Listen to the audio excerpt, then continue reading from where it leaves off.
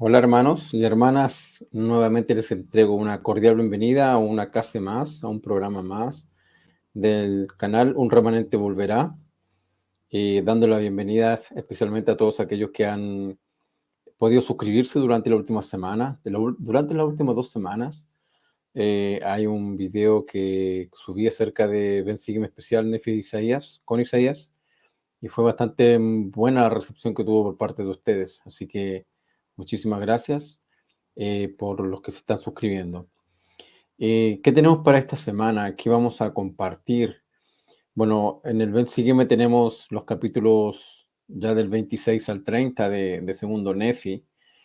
Y para poder empezar esta presentación, me gustaría que pudiéramos eh, contextualizar, ya que Nefi aún está en las palabras de Isaías. Ya Nefi aún las tiene en su mente, las tiene en su corazón, y está tratando de poder, en sus palabras, ya en estos capítulos, darnos una interpretación o matizar un poco las palabras del profeta Isaías. Recordemos que venimos de la inserción de 12 capítulos que compartí precisamente en el capítulo que hice mención, de qué trataban aquellos. Y Nefi ahora sigue con la enseñanza de Isaías, de cómo adaptarla y cómo aplicarla a sí mismo, y que cómo nosotros podemos aplicarla en el futuro. Así que vamos a comenzar con la clase, pero quisiera hacer una pequeña mención a lo siguiente. Así como estoy en el canal con ustedes en YouTube, también estoy con el canal en Facebook. ¿Ya? Es un pequeño grupo que también lo creé allí. Hay publicaciones desde el año anterior. Este canal tiene 3 meses solamente. Y les invito a que pasen por Facebook, busquen el mismo nombre, Un Remanente Volverá. A la foto de atrás, en la foto de la portada de la página. Y de adelante es el mismo logo que tenemos para acá en el canal de YouTube. ¿Ok? Así que les hago la invitación. Para esta semana voy a enfocar muchísimo en Segundo Nefi 29 y 28, y voy a partir con los conceptos, aunque parecieran invertidos, de acuerdo al orden como sale en el libro, pero de la siguiente manera. Una de ellas es poder declarar cuál es la obra grande y maravillosa, finalmente, la que el Señor eh, le pide a los profetas que escriben y declaren en el libro de Mormón. Vamos a ir analizando paso a paso ahí para no confundirnos con ello, así como preceptos de hombres, cómo es el aprendizaje línea por línea y precepto por precepto, y finalmente, qué es sentirse que a gusto en Sion, o todo va bien en Sion, qué quiere decir el Señor con aquellos. Recordemos siempre que Nefi, los profetas, el libro de Mormón e Isaías siempre están hablando a un pueblo del convenio, del fin de los tiempos. Ya no es un pueblo que no tenga nada que ver con el Evangelio. Es a nosotros, esa es la aplicación que hay que darle. En el capítulo anterior hablé acerca de los reyes y reinas de los gentiles, cómo la iglesia fue restaurada en una nación de gentiles, y ha seguido esta línea. ¿Okay? Porque el Evangelio hoy por hoy fue traspasado a nosotros. Para no perdernos con esta línea, me gustaría compartir con ustedes pantalla y unas palabras de nuestro profeta, el presidente Russell M. Nelson, muy cortito, acerca del proceso de la restauración, cómo esta es continua.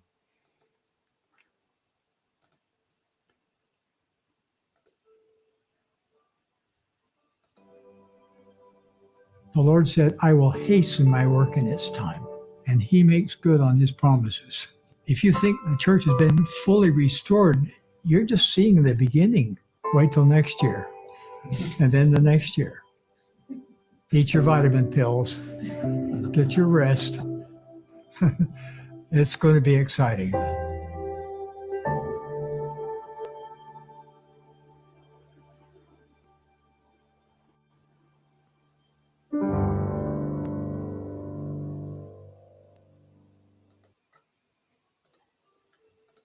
Ok, Un video muy cortito que menciona varias cosas de que él ha sido profeta y ha declarado a la iglesia. Una de ellas el cambio oficial o que nos acostumbremos a llamarnos la iglesia de Jesucristo de los Santos Últimos Días.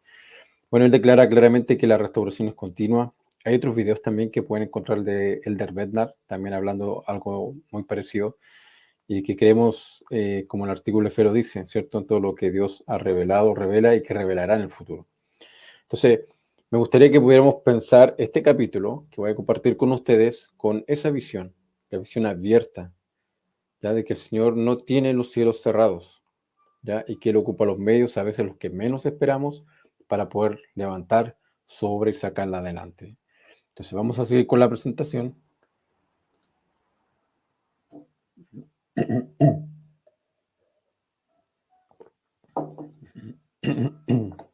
Ok. La obra grande y maravillosa, la que se declara en el libro de Isaías, ¿cierto? Y en segundo Nefi 29. Ahora, queremos resolver esta pregunta, queremos resolver esta duda. ¿Qué es esta esta obra grande y maravillosa? ¿Es solamente la restauración del Evangelio? ¿Es solamente la aparición del libro de Mormón? ¿Son parte esos dos acontecimientos de una obra mayor, aún más grande? Eso vamos a ir dilucidando. ¿Cuál es la obra grande y maravillosa de los últimos días? Si tuviera que preguntarles a miembros de la iglesia al azar, la gran mayoría respondería con algo como el libro de Mormón o la restauración del Evangelio. Ambas respuestas tienen verdad fundamental, pero la obra grande y maravillosa transmite una idea ligeramente diferente. Para poder llegar al fondo de esto, veamos ejemplos en las Escrituras donde grande y maravilloso se usan juntos. El primer ejemplo se encuentra con Ley, ¿cierto? Con el padre Ley. Él tiene una visión de Jerusalén y que está a punto de ser destruida. Esto ocurre en el primer capítulo de primer Nefi 1, versículo 14.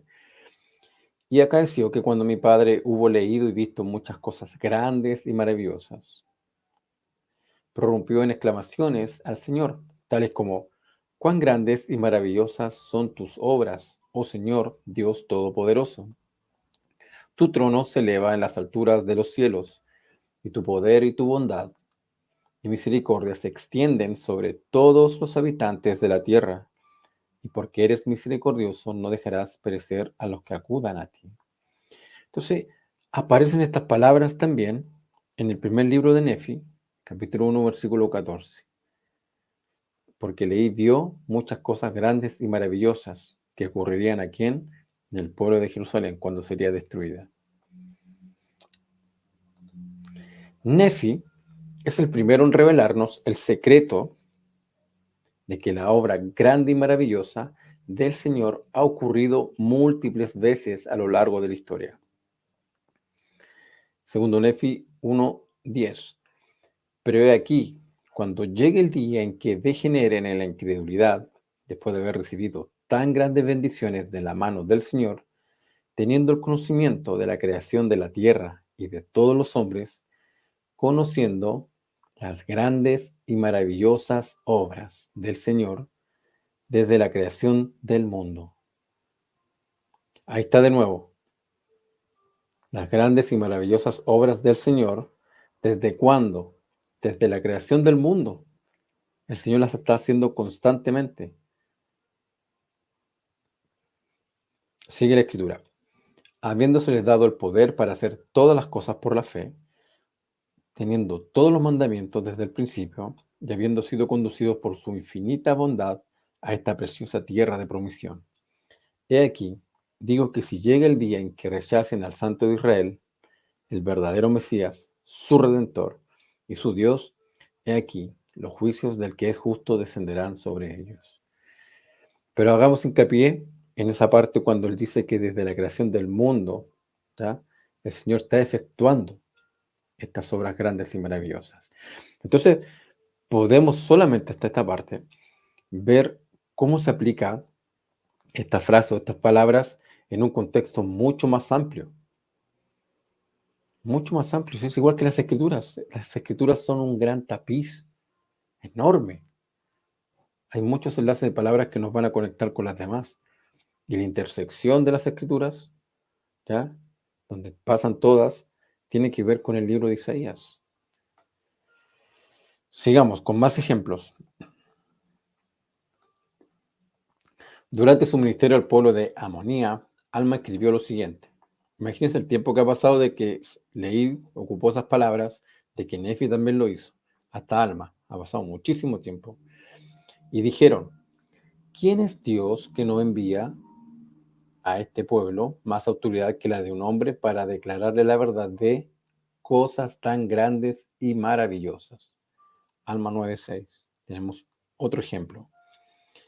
Cuando Amón relata su experiencia misional al pueblo anti-Nefilei, dice, sí, se hallaban rodeados de eternas tinieblas y destrucción, mas he aquí, Él los ha traído a su luz eterna, sí, a eterna salvación, y los circunda la incomparable munificencia de su amor. Sí, y hemos sido instrumentos en sus manos para realizar esta grande y maravillosa obra. ¿Cuál fue la obra que realizó Amón entre el pueblo de los antinefilei? Fue una obra de restauración. Lo restauró la verdad, no la tenían, no la conocían, estaban con las tradiciones de sus padres y lo restauró. Y eso se consideró una grande y maravillosa obra. Muy parecido a lo que ocurrió en el futuro. Entonces aquí ya tenemos varios ejemplos donde se usa, ¿cierto?, la grande y obra maravillosa en diferentes circunstancias de la historia. Pero estamos enfocando en el libro de Mormón.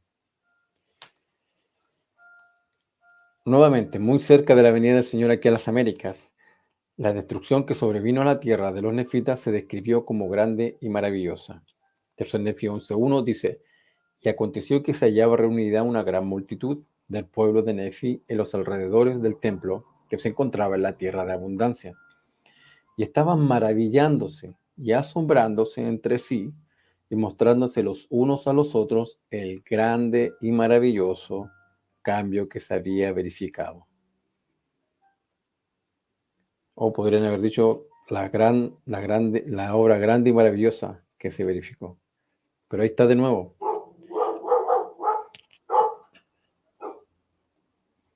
Otros ejemplos los tenemos también muy cerca de la Avenida El Salvador. En Elaman 16:16 dice una obra grande y maravillosa, sigue la predicación de Samuel en la manita. Tercer Nefi 3:16, Laconeo profetiza cosas grandes y maravillosas entre los nefitas antes de que los ladrones de Gadentón los asediaran. Tercer Nefi 5:8, sucedieron cosas grandes y maravillosas antes de la visita del Salvador a América. Entonces, tenemos este contexto, ¿cierto? Algo que he compartido en el canal, ver siempre las escrituras en contexto. Hemos tendido a cerrar las profecías del Señor a un cumplimiento parcial o un solo cumplimiento. Cuando la tipología bíblica o la forma de actuar del Señor, de cómo profetizan los judíos, la manera de hacerlo de ellos, es cíclica, basada en patrones y modelos que se repiten una y otra vez. Y acá tenemos esta palabra, grande y maravillosa, por todo el libro de Mormón. Sí, va a haber una última obra grande y maravillosa, y van a haber algunas que pueden ser parte de esa gran obra mayor. Pero el cerrar las profecías es lo que nos confunde, porque al cerrarle a un evento específico, pensamos que ya no habrá nada más. No tenemos nada más que esperar. Hoy por hoy, los santos de los últimos días, ¿qué esperamos? Solamente la segunda venida. Pero ¿qué hay entre medio? ¿Qué evento es el primero? ¿Cómo lo podemos identificar? Bueno, el Señor no nos dejó solos. Más allá de nuestros profetas y apóstoles actuales, las Escrituras declaran los eventos finales. Sigamos. Entonces, la frase grandes y maravillosas obras puede incluso desconstruirse en grandes obras y maravillosas obras, no juntas, lo que también constituye un estudio interesante. Acá hay un ejemplo interesante de eso mismo. En 1 Nefi 17:26, Nefi dice, y vosotros sabéis que Moisés recibió del Señor el mandamiento de hacer esa gran obra. Nada más, solo gran obra. y que por su palabra se dividieron las aguas del Mar Rojo, a uno y otro lado, y cruzaron por tierra seca. Segundo Nefi 27-26, también lo estudiamos, tenemos que estudiar esta semana, dice: procederé yo, por tanto, a ejecutar una obra maravillosa, sola, entre este pueblo. Sí, una obra maravillosa y un prodigio, que es distinto, porque la sabiduría de sus sabios e instruidos perecerá, y el entendimiento de sus prudentes será escondido. Entonces, ¿cuál es la maravillosa obra del Señor profetizada en segundo Nefi 29:1? ¿Por qué partí con esta parte de arriba? ¿Y por qué estoy contextualizando todo el uso de la palabra de la obra grande y maravillosa a través del libro de Mormón? ¿Ya? Nefi ya nos enseñó, lo acabo de compartir recién nomás, pero lo voy a repetir, de que al parecer estas obras grandes y maravillosas el Señor lo ha realizado desde el comienzo, constantemente. Y pareciera que es una especie de encadenamiento de obras grandes y maravillosas hasta completar una obra final, que es la más importante. Por eso que hay que entrar en contexto. Como una extensión de segundo Nefi 28, que forma su contexto interpretativo, segundo Nefi 29:1-3 afirma la predicción de Isaías de que el Señor volverá a levantar mi mano por segunda vez para recuperar a mi pueblo, que es de la casa de Israel. Recuerden que la palabra mano en el libro de Isaías es un nombre en clave para un siervo del Señor de los últimos días. En ese momento reunirá a Israel y a Judá de las 4 partes de la tierra en un nuevo éxodo a Sión. Esta definición del libro de Mormón de la obra maravillosa del Señor como la restauración de la casa de Israel, en el momento en que la mayoría de los gentiles lo rechazan, los gentiles, la nación donde fue restaurada la iglesia, y en general podemos denominarnos todos como gentiles, niega así el precepto de los hombres de que esta obra fue la restauración del Evangelio.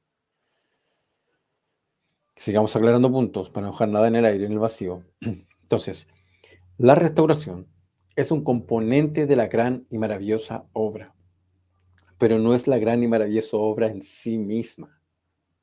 Sin la restauración y el libro de Mormón, obviamente no habría salvación para los justos.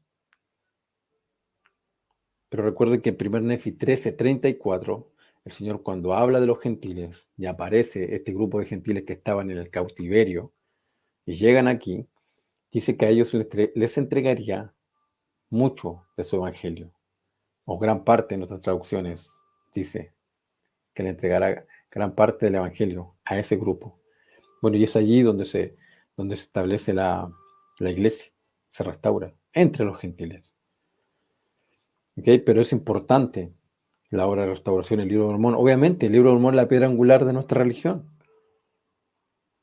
Obviamente, sin ella no podemos seguir. ¿Cuál es la obra maravillosa entre los gentiles en 1 Nefi 22:8? ¿Se dan cuenta cómo Nefi viene desde muy atrás, enlazando todo? Luego que incluso su padre Leí tiene la visión del árbol de la vida y él quiere saber por sí mismo, él empieza todo este enlace completo, tiene su propia visión de la aparición del Mesías, ¿cierto? En 1 Nefi 10:11, la degeneración de su pueblo, los nefitas, en la incredulidad. Y el 1 Nefi 13 ve la aparición de los gentiles. Cuando él inserta 1 Nefi 20 y 21, que son Isaías 48 y 49, él en 1 Nefi 22 va explicando un poco acerca de esas cosas. Pero en el versículo 8 de 1 Nefi 22 dice: la obra maravillosa, obra grande y maravillosa del tiempo del fin que aparece en todo el libro de Mormón tiene 2 aspectos, hermanos. 1. La restauración de la casa de Israel que precede inmediatamente a la venida de Jehová, Jesús, para reinar en gloria sobre la tierra. Es un evento continuo, muy breve. Se realiza esta restauración justo antes de la segunda venida. Eso. Y 2, tiene como objetivo esa obra grande y maravillosa del fin de los tiempos, la destrucción simultánea de los habitantes impenitentes del mundo, después de que sean advertidos por el siervo de Dios de los últimos tiempos. El versículo en cuestión, el versículo 8 de 1 Nefi 22, forma parte de un pasaje más amplio en el que Nefi combina diferentes profecías de Isaías para ilustrar aspectos de la restauración de la casa de Israel en los últimos tiempos. Entonces, eso es lo que debemos esperar como santos últimos días. El poder ampliar este concepto no quita absolutamente nada de la veracidad que tiene la iglesia como la única iglesia verdadera sobre la faz de la tierra. No le quita ninguna veracidad por ningún motivo, razón o circunstancia al libro de Mormón, como otro testamento de Jesucristo y piedra angular de nuestra religión. Mucho menos al gran profeta José Smith, como el profeta de la última dispensación. Solamente que esto que acabo de enseñar puede ampliar nuestro conocimiento. Por eso que el Señor nos declaró que para nosotros llegaron las cosas menores, la porción menor del libro de Mormón. Pero nos advierte que no endurezcamos nuestro corazón. Entonces, no cerremos las profecías del Señor a eventos específicos o parciales. Eso lo único que logra es que nos confundamos y no entendamos lo que pueda venir a futuro. ¿Por qué ocurre eso? Porque Nefi, en capítulo 28, segundo Nefi, habla acerca de los preceptos de los hombres, cómo estos influyen en la doctrina de Cristo, cómo impactan. El libro de Mormón está lleno de ejemplos donde cuando llegaba Alma en el reino tenía que llamar a nuevos sacerdotes para que las disputas de doctrina se puedan aclarar. Y hay otros ejemplos más. Entonces, constantemente la doctrina se veía afectada por preceptos de hombres.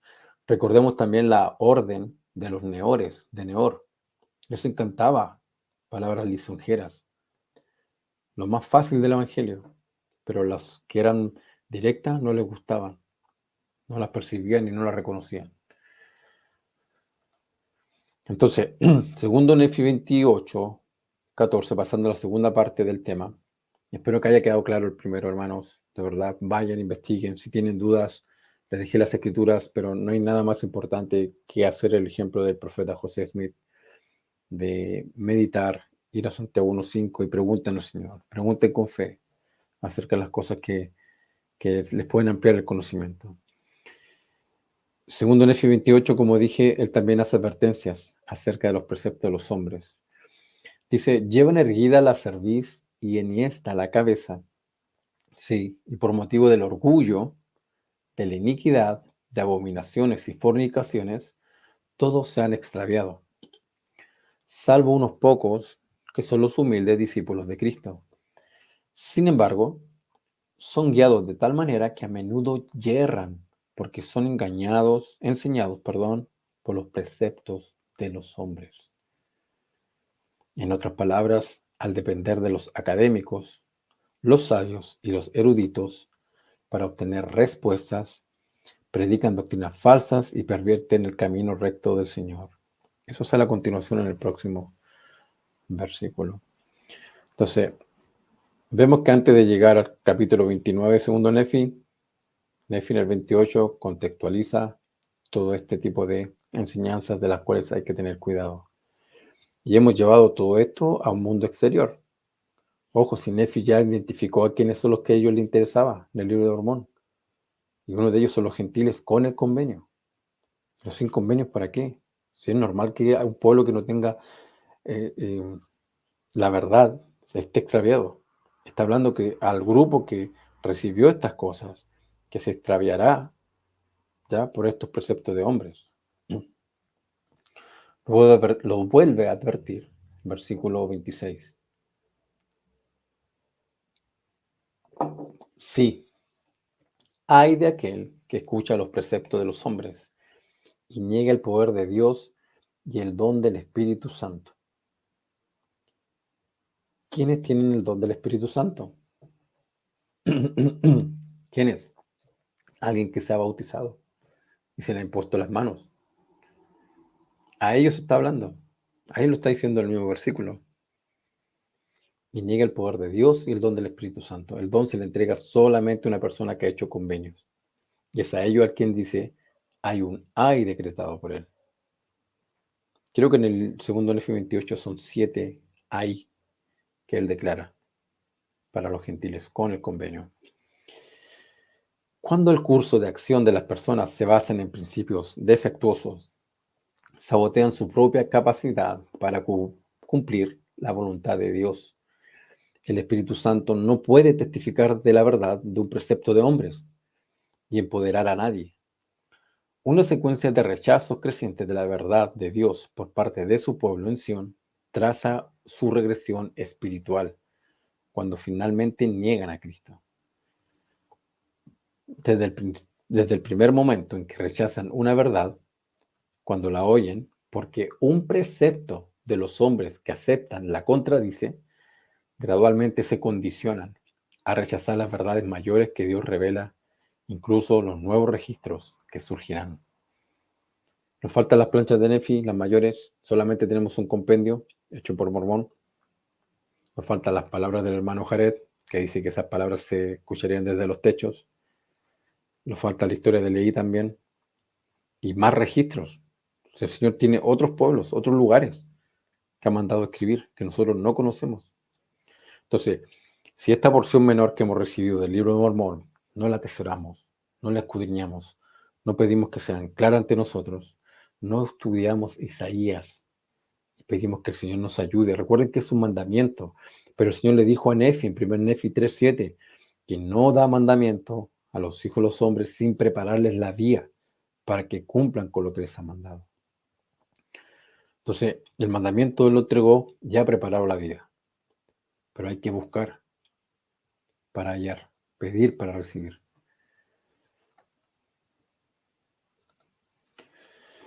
Segundo Nefi 28, 31 y 32 dice, maldito es aquel que pone su confianza en el hombre, o hace de la carne su brazo, o escucha los preceptos de los hombres, salvo cuando sus preceptos sean dados por el poder del Espíritu Santo. Eso los podemos reconocer.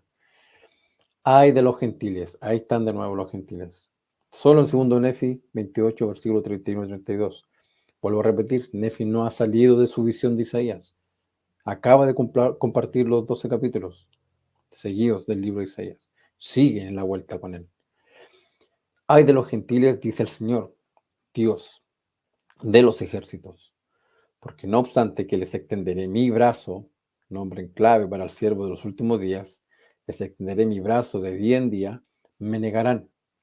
Sin embargo, si se arrepienten y vienen a mí, seré misericordioso con ellos, porque mi brazo está extendido todo el día, dice el Señor Dios de los ejércitos.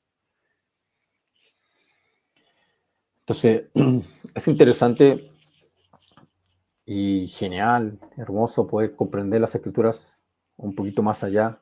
Insisto, todo este estudio es personal, busco mucho en internet, cosas en inglés también de hermanos que han avanzado en ciertos niveles con estos asuntos.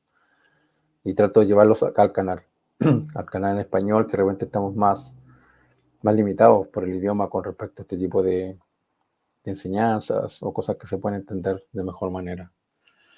Entonces, vimos la grande obra y maravillosa, el concepto más amplio, que es, acabo de ver el tema de los preceptos de los hombres, el cuidado que debemos tener, a quién va dirigida la enseñanza de Nefi y las advertencias.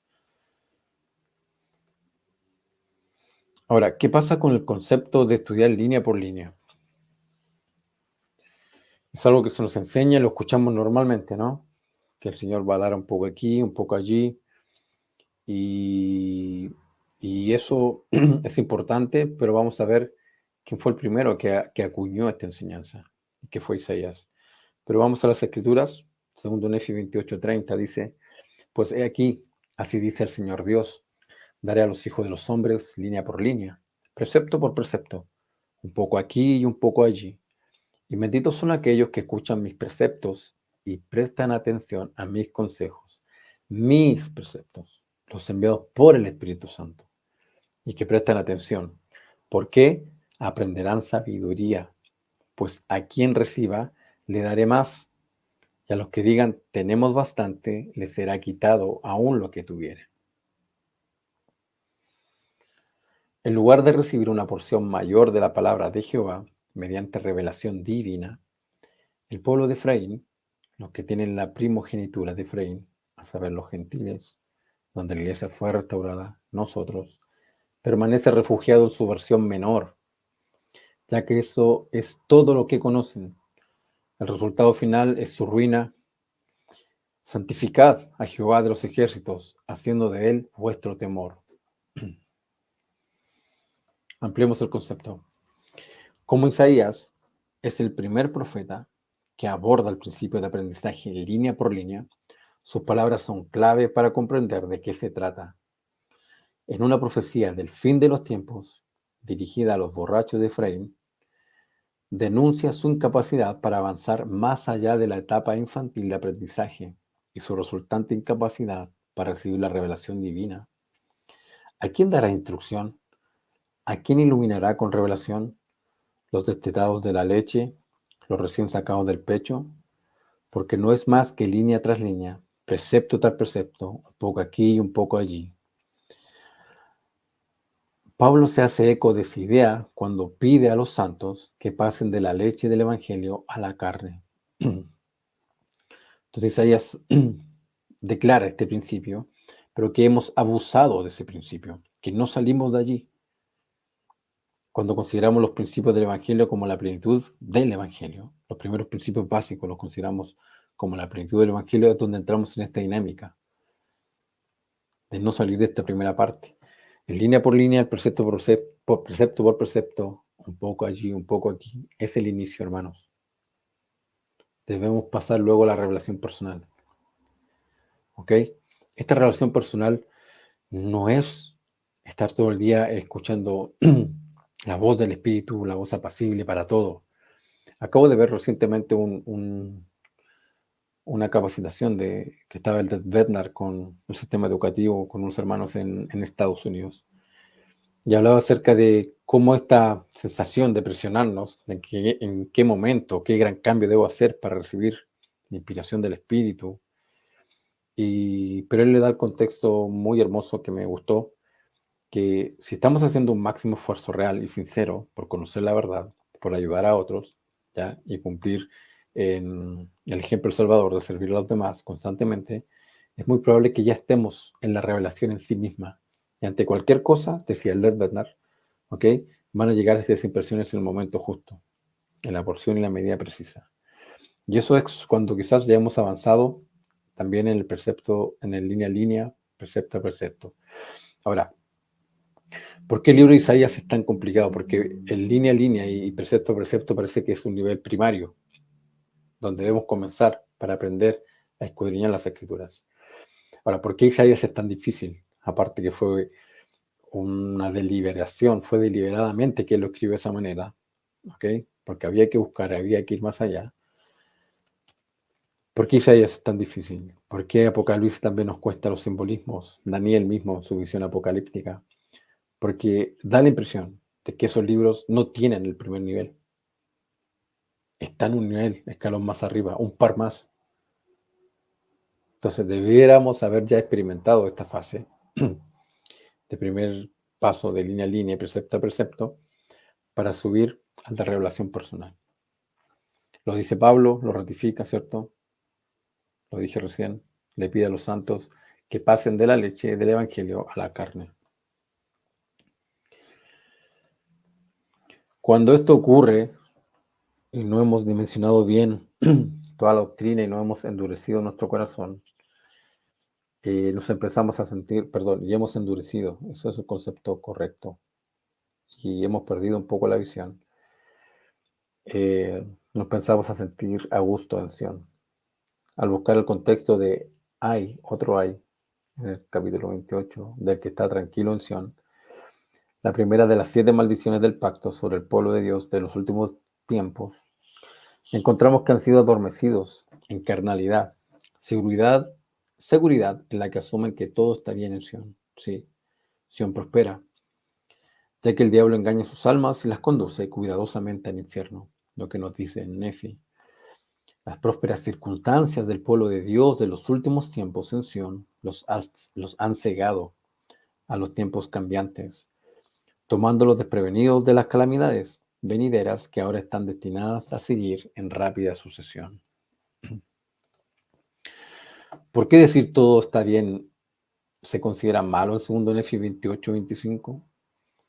El hecho de que el pueblo de Dios de los últimos tiempos en Sión asumiera que todo está bien refleja una satisfacción engreída de que las cosas están bien, que estamos en un buen camino y que todo saldrá bien si continuamos haciendo lo que hacemos o el no hacerlo. Tal autosatisfacción o autoengaño nunca ocurre en personas que buscan hacer surgir misión, que tienen el don y el poder del Espíritu Santo, que los impulsa a cumplir su misión de los últimos tiempos de restaurar la casa de Israel al convenio de Dios y a las tierras de herencia.